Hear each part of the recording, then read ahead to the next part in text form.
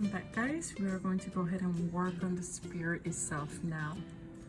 It's very easy. We talked about having core shadow here, right?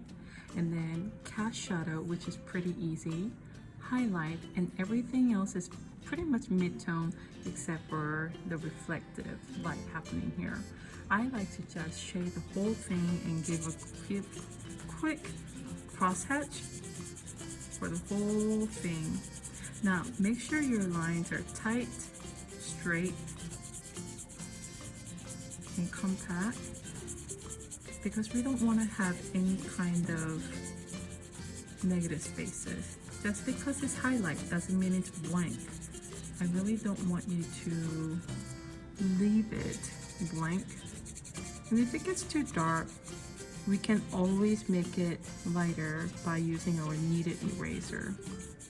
So I'm going to go ahead and do cross hatching very lightly using my number 2 pencil. Just fill the whole thing.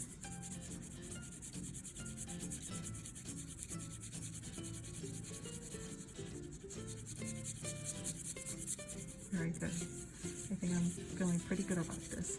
Now from here, I'm going to go ahead and decide on the band of darkness happening here, which is my core shadow. I'm going to very lightly sketch that out.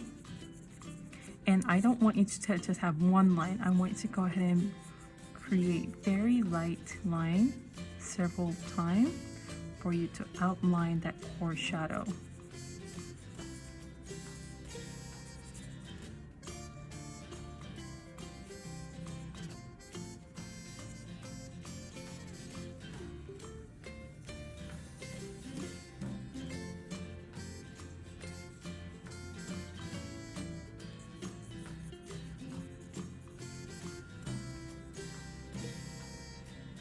That is going to my core shadow. So I'm going to build up the layer by using my number 2 pencil, and I'm just going to go ahead and shade that in. I'm going to start with cross hatching, and I'm going to go ahead and slowly change to circular motion to try to smooth that out. This is a smooth spear, so building that layer is essential. So once I'm done with number 2 pencil, I'm going to go ahead and use my ebony pencil to build that layer. Again, please don't use the pressure to build your layer, build your value. I want you to use number of layers to darken it. The quality of your value will change if you just take your time and build that layer. More number of pencil lines that you have, better it's going to look.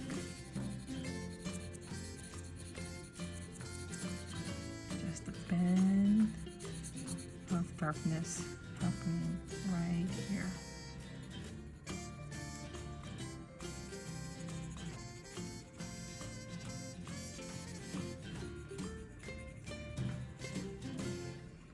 Now, if you feel like you need to have your hand resting on a piece of on your work, please put a piece of paper to eliminate any kind of smudging.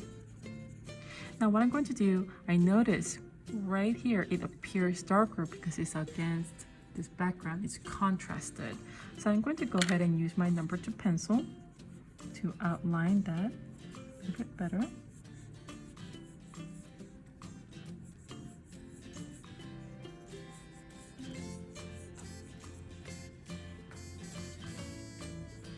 And I'm going to go ahead and use my ebony pencil to meet that halfway.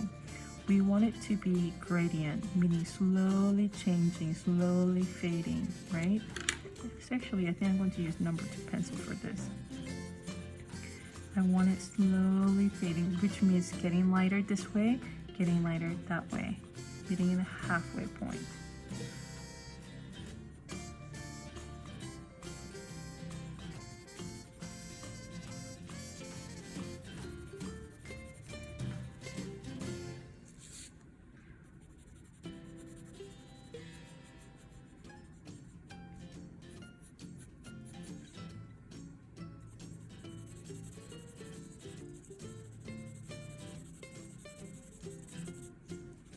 some people really prefer circular motions. I personally like to use hatching and cross hatching, but I will do my best to add a little bit of circular motion since it is a very smooth and round object.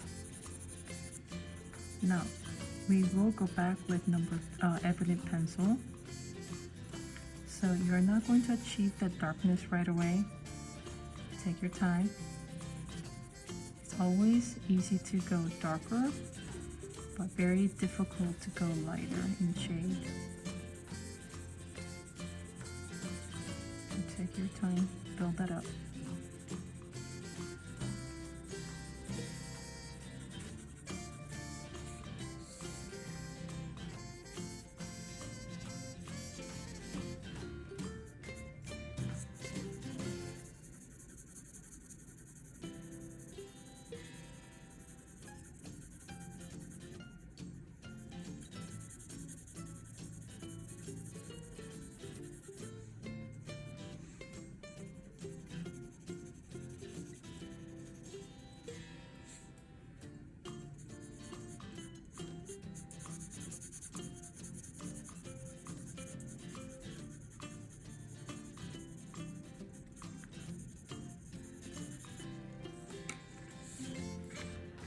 I'm going to go ahead and go back with darker Ebonite pencil to achieve darker value, of course.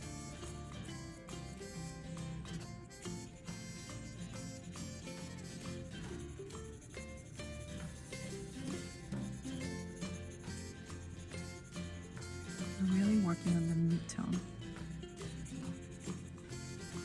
dark mid-tone.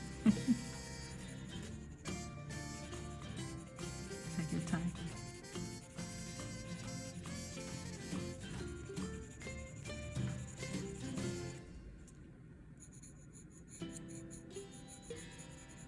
It's really nice to come to class and just concentrate on one pencil line at a time. Don't really need to worry about the math or science. Just have fun. Be true to every second that you spend in class. I'm very lucky that I get to teach art.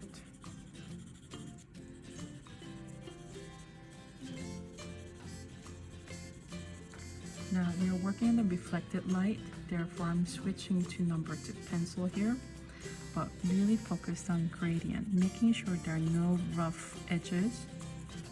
And it should be very light here, as you can see. But I'm still working on that bend that's happening here, the darkness happening right there.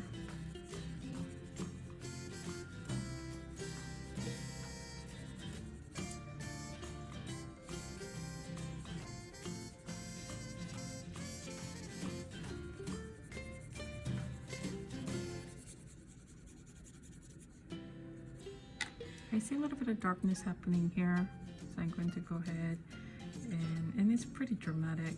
So I'm going to go ahead and use my number 2 pencil to put hints of that.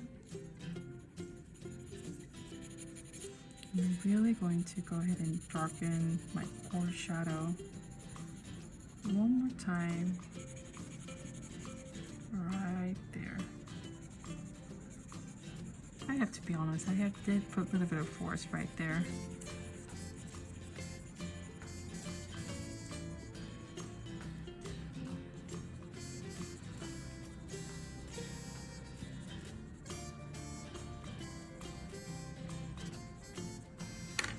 And number 2 pencil to continue on the top and have it fade out.